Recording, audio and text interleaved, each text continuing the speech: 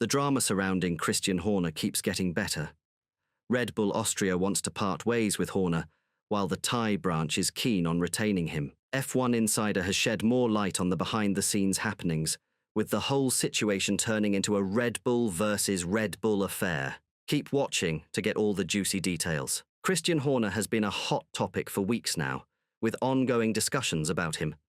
An investigation into alleged inappropriate behavior by the Red Bull Racing team boss has been completed and delivered to Red Bull, but there hasn't been any public disclosure since then, and Horner, the Briton in question, is still actively involved with the team as they gear up for the start of the F1 season in Bahrain this weekend.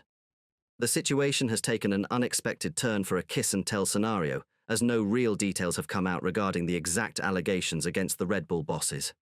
While the German media was buzzing with rumours alleging that Horner had sent explicit pictures and had engaged in sexually inappropriate behaviour, leveraging his position of power, there has been a lack of solid evidence to support these claims.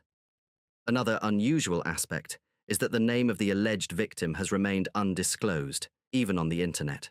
This is highly uncommon, as typically such revelations fuel the story and often garner sympathy for the individual portrayed as the victim. F1 Insider has uncovered the reason behind the lack of updates. Dietrich Mateschitz, who owned 49% of the shares, had been personally authorized to make personnel decisions. But with Mateschitz's passing, that authority, and consequently Red Bull Austria's control, ceased to exist. This implies that the story wasn't leaked by an individual seeking revenge, but rather was a coordinated effort by certain members of the Red Bull main board in Austria. There's speculation that Oliver Mintzlaff, former CEO of Leipzig FC and current CEO of Special Projects who sits on the main board of Red Bull GmbH, may be aiming for a more prominent public role, and taking charge of the Red Bull racing team could offer him that opportunity. Mintzlaff, who succeeded Mateschitz, is inclined to remove Horner from his position, but with only a 49% ownership stake, Mintzlaff cannot make this decision unilaterally without approval from the Thai owner. Chalair Mjuvidia, on the other hand, appears adamant about retaining Horner. Reports suggest that Mjuvidia views Horner as a son figure and is determined to keep him in his role despite the ongoing controversies. Frustration is building up in Austria. There they are forced to watch as Horner remains in his position, despite their desire to see him removed. According to the German media outlet, Red Bull Austria has expressed that Horner appears to believe he exists in a world of his own, saying, "He no longer has both feet on this earth." Ralf Schumacher suggests that the Thai owner may have a different perspective on the entire investigation. Unfortunately, the reality is that Western values about equality are not the values in Thailand.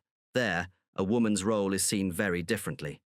For the Austrian group, Christian Horner's removal won't be simple considering Red Bull's remarkable journey under his leadership, transforming from obscurity to multiple world championships in less than 2 decades. Reports now suggest that Christian Horner will learn his fate by tomorrow. The external investigator has submitted his comprehensive 150-page report to the board in Styria, and his conclusions will be deliberated upon. The Daily Mail revealed that Horner has provided a staggering 60 hours of testimony to the KC, which is a considerable amount of time if the issue were merely an abuse of power allegation. This strongly suggests that Horner may have been involved in a potentially inappropriate relationship with a female employee, and he has made extensive efforts to argue that it was consensual. Both Horner and the female involved are carrying on with their regular work duties, but it is understood that if Horner is cleared to travel for the 3,000-mile trip to Bahrain, she will stay behind in Milton Keynes. Since the story surfaced in the media, Red Bull GmbH seems to have been moving through a process without considering the impact that the passage of time is having.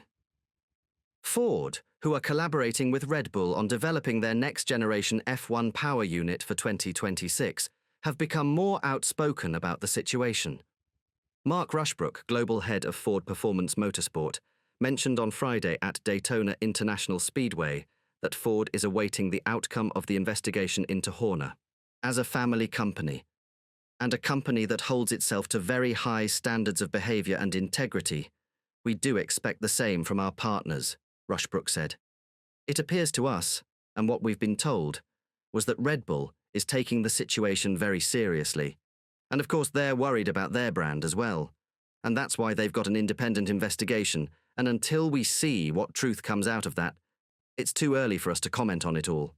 But yesterday, Ford's CEO escalated the situation when his letter to the Red Bull GmbH board was leaked. Jim Farley expressed criticism of how Red Bull has been handling the process and called for a resolution. As we have indicated previously, without satisfactory response, Ford's values are non-negotiable, Farley wrote. It is imperative that our racing partners share and demonstrate a genuine commitment to those same values. My team and I are available at any time to discuss this matter. We remain insistent on and hopeful for a resolution we can all stand behind. It seems Ford demanded both information on the matter and full transparency from Red Bull, which they did not receive. Farley ended the letter by saying, "We are likewise frustrated by the lack of full transparency surrounding this matter with us, your corporate partners, and look forward to receiving a complete account of all findings. If Christian survives his next challenge, it seems that Zak Brown of McLaren is leading the charge, demanding changes to the rules so that no entity can own two Formula One teams, as Red Bull currently does. Brown argues that this is inherently unfair and was permitted at a time when Formula One was struggling to fill the grid. Naturally, Red Bull, with its ownership of two teams, holds two votes at the F1 Commission, which oversees crucial governance functions within the sport. Brown views this as unfair. However, the most significant battle looming for Horner is his own future. If he were to be dismissed, the story would undoubtedly overshadow the upcoming opening weekend of the year, but then again, he may not be needed by then. The general consensus around the paddock is that Red Bull is still the team to beat this year. Oscar Piastri doesn't think anybody racing in Formula One will feel confident enough to challenge Max Verstappen and Red Bull during the early stages of the upcoming season. While neither the three-time champion nor his team topped the timesheets during last week's three-day pre-season test in Bahrain, the general consensus in the paddock was that the Dutchman and the reigning constructors' title holders were comfortably in control. The RB20, featuring heavily altered bodywork compared to its dominant predecessor that secured victory in 21 out of last season's 22 Grands Prix, is undeniably an upgrade over the RB19. This serves as an ominous warning for all competitors. Even though McLaren posed challenges to Red Bull on several occasions last year, particularly after introducing significant upgrades to its car in Austria and Singapore, Piastri believes the team hasn't managed to narrow the gap over the winter. When assessing whether Red Bull has made progress in his opinion, he said, "They don't look slow, put it that way. On day one, Max looked very, very strong, and Sergio Perez on the final day certainly looked a bit more comfortable than he was. They are the team to beat. How much their advantage is, I'm not quite sure, but it's probably enough. Yeah, it is enough of an advantage to be comfortable. For everyone else, I'm not sure, but I think Red Bull is definitely still the favourite."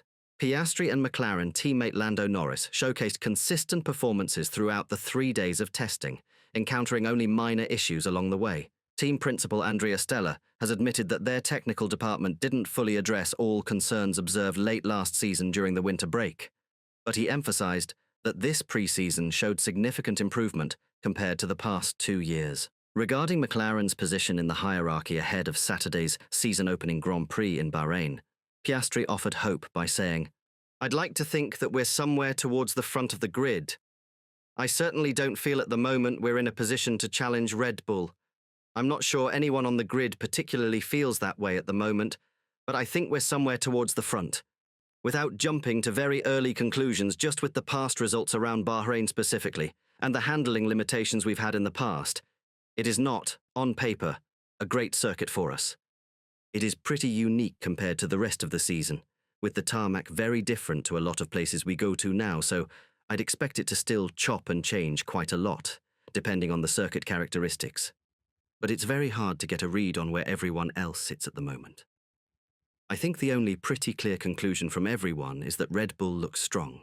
Last year, McLaren gained momentum in the middle of the season after implementing a series of upgrades, sparking speculation that the Papaya team could challenge Red Bull this year. But Norris has ruled this out for the time being, highlighting that despite the improvements from last year, there's still plenty of work to be done on the car. He told the media, "Do I think we've taken a step forward? Absolutely. Do I think we've made a lot of things better? Yes. But you just never really know at the end of the day where we stand compared to the others. I think we're in a good position. We had a decent car at the end of last season. I think we've definitely taken some steps in the right direction, but I think it's still a very long way behind Red Bull and a long way behind Ferrari. So, plenty of work for us to still try and achieve, but also plenty of things that we've learned over the last few days for us to implement before next week. Do you think Red Bull still needs Christian Horner? Share your opinion in the comment section down below, and as always, don't forget to like and subscribe to the channel if you haven't. Thanks for watching.